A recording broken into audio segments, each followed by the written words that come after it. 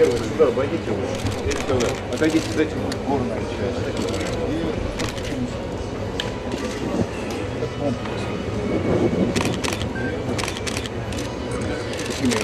Это все вот один классный.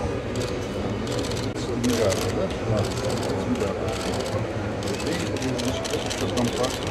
И общее количество рабочих мест это 6. Это место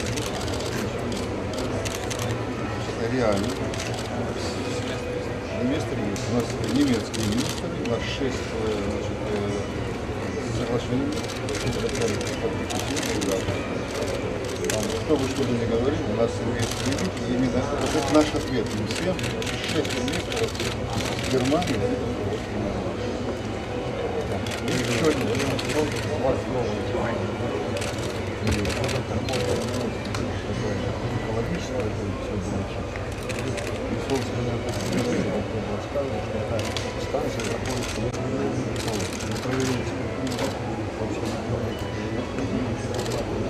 кроме того, значит, здесь дерево работает.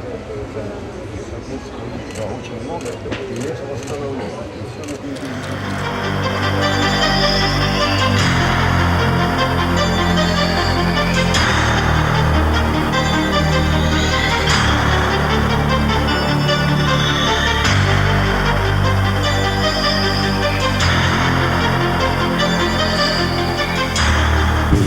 Завод, единственный в стране, масштабом.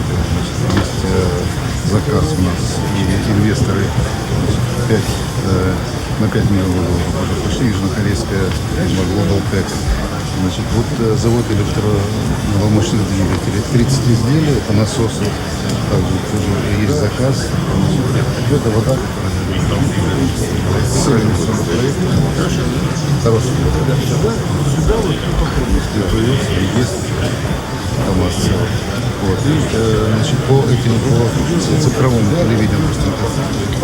Приступили совместно РТВС и Мурат Магомедович с Геннадием Штырем договорились, привлекли компанию Global Tech корейскую, чтобы начать выпуск цифровых приемников. Сейчас в России хватилось порядка 15 миллионов штук.